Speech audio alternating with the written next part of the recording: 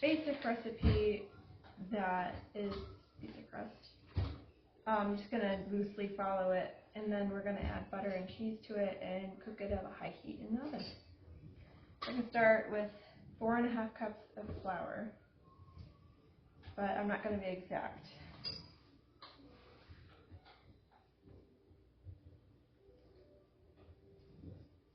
And that is because most often with bread, I don't feel like it is exact. It's more important that you knead it a lot, and that kind of covers a lot of sins, and get it the right texture, basically, so it's handleable. So after the flour, there's going to be yeast, and I'm going to do just a little bit lower than a tablespoon of yeast. Most recipes call for 2 teaspoons plus a 1/4 teaspoon, and since this is sort of like a double batch of pizza crust, I'm going to use a little more. But I have found you don't actually have to double yeast all the time. You can settle for mostly doubled.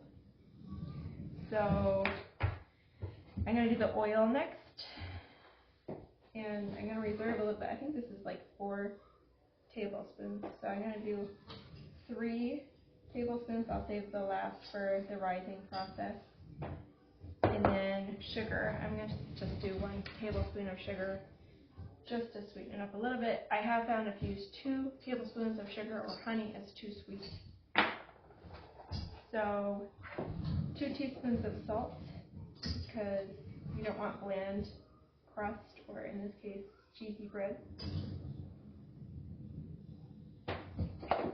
And I'm going to put this on.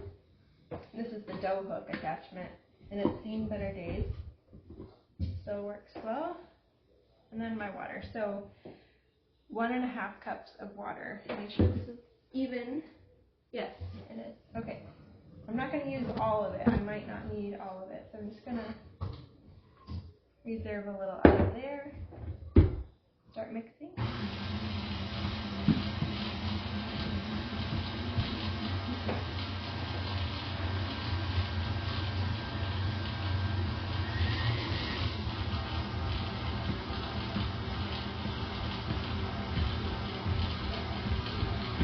Look like it's not enough liquid at first, but just give it another minute to mix and see where it's at. If it does, after a minute, you need more, you can add more.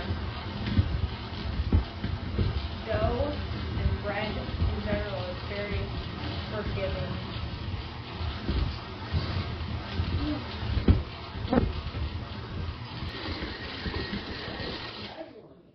Okay, because I like a stickier dough, I think it just gets a little more a nicer texture to eat.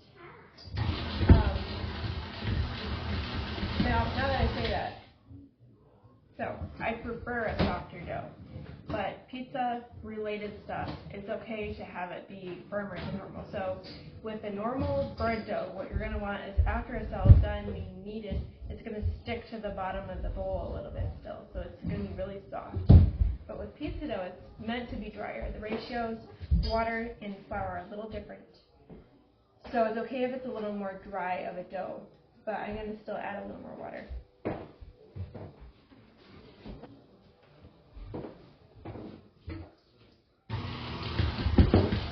a little at a time.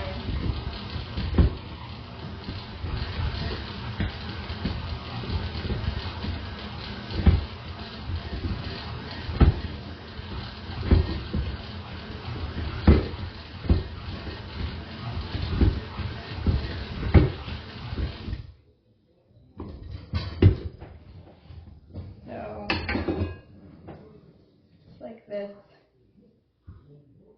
It's not sticky,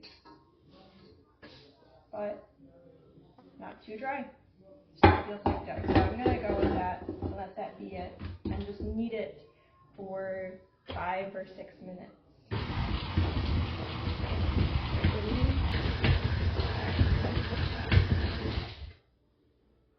Timer went off, so it's looking pretty smooth.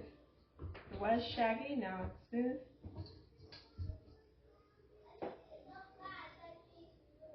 Stretchy, You could knead it even more than I did, but I'm pleased. I'm not going to expect too much of it.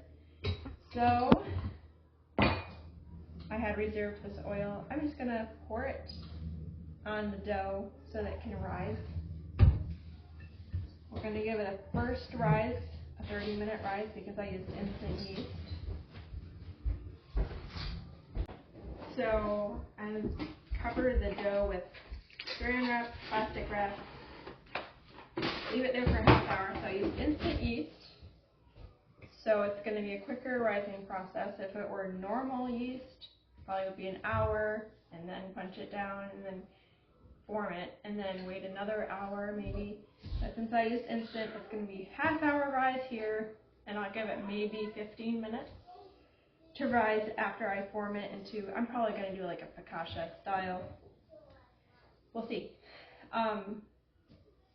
Or I might cut them into breadsticks or something. But the dough is all set. It's going to rest for 30 minutes, and I'm going to just put together the herbs. And I don't have Italian seasoning today, so I do have a few things that go into Italian seasoning. So we have a little thyme, and there's parsley from our garden last year. And I'm going to probably try to like smush them all together and crunch them a little more, because some of these, like thyme for instance, and parsley, the pieces are a bit big, and I wouldn't want people to come across a big piece of it in their bread. So I'm just going to put a little oregano in, not too much, a lot of garlic powder, and then rosemary, not too much of that either. Rosemary is expensive sometimes. Basil, a little bit more basil. And I think there's another herb in Italian seasoning, but I can't remember what it is. Garlic powder is not an Italian seasoning, but it's going to be part of our topping. So I'm going to just rub these together and save them for later.